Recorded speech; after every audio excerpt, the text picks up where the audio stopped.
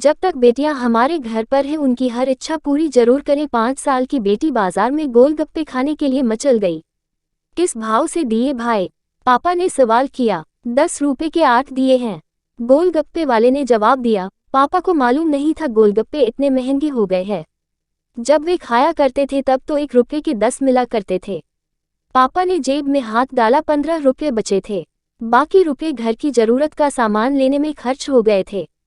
उनका गांव शहर से दूर है, 10 रुपये तो बस किराए में लग जाने हैं। नहीं भाई, 5 रुपये में 10 दो तो ठीक है, वरना नहीं लेने। ये सुनकर बेटी ने मुंह फुला लिया। अरे अब चलो भी, नहीं लेने इतने महंगे। पापा के माथे पर लकीरें उभर आईं। अरे खा लेने दो ना साहब, अभी आपके घर में है तो आपसे लाड़ भी कर सकती है। कल को पराए घर चली गई तो पता नहीं ऐसे मचल पाएगी या नहीं। तब आप भी तरसोगे बिटिया की फरमाइश पूरी करने को। गोलगप्पे वाले के शब्द थे तो चुभने वाले, पर उन्हें सुनकर पापा को अपनी बड़ी बेटी की याद आ गई, जिसकी शादी उसने 3 साल पहले एक खाते पीते पढ़े लिखे परिवार में की थी। उन्होंने पहले साल से ही उसे छोटी छोटी बातों पर सताना शुरू कर दिया था। 2 साल तक वह मुट्ठी भर भर के रुपए उनके मुंह में ठूंसता रहा, पर उनका पेट बढ़ता ही चला गया और अंत में एक दिन सीढ़ियों से गिरकर बेटी की मौत की खबर ही मायके पहुंची। आज वह छटपटाता है कि उसकी वह बेटी फिर से उसके पास लौट आए और वह चुन चुनकर उसकी सारी अधूरी इच्छाएं पूरी कर दे। पर वह अच्छी तरह जानता है कि अब यह असंभव है। दे दूं क्या बाबूजी? गोलगप्पे वाले की आवाज से पापा की तंद्रा टूटी। रुको भाई 2 मिनट। पापा पास ही पंसारी की दुकान थी, उस पर गए जहां से जरूरत का सामान खरीदा था। खरीदी गई 5 किलो चीनी में से 1 किलो चीनी वापस की तो 40 रुपये जेब में बढ़ गए। फिर ठेले पर आकर पापा ने दबदाई आंखें पोंछते हुए कहा, अब खिला दे भाई।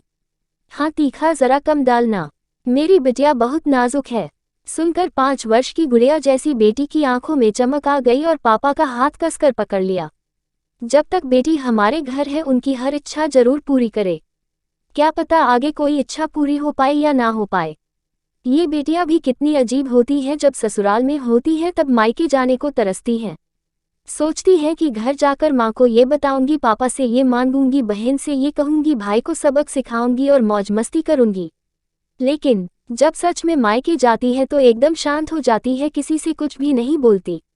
बस माँ बाप भाई बहन से गले मिलती है, बहुत बहुत खुश होती है। भूल जाती है कुछ पल के लिए पति ससुराल, क्योंकि एक अनोखा प्यार होता है मायके में, एक अजीब कशिश होती है मायके में। ससुराल में कितना भी प्यार मिले, माँ बाप की एक मुस्कान को तरसती है ये बेटियां। ससुराल में कितना भी रोए पर मायके में एक भी आंसू नहीं बहाती ये बेटियां, क्योंकि बेटियों का सिर्फ एक ही आंसू माँ बाप भाई बहन को हिला देता है, रुला देता है। कितनी अजीब है ये बेटियां, कितनी नटखट है ये बेटियां, भगवान की अनमोल देन है ये बेटियां। हो सके तो बेटियों को बहुत प्यार दे, उन्हें कभी भी न रुलाए, क्योंकि ये अनमोल बेटी 2 परिवार जोड़ती है, 2 रिश्तों को साथ लाती है अपने प्यार और मुस्कान से। हम चाहते हैं कि सभी बेटियां खुश रहें हमेशा, भले ही हो वो मायके में या ससुराल में।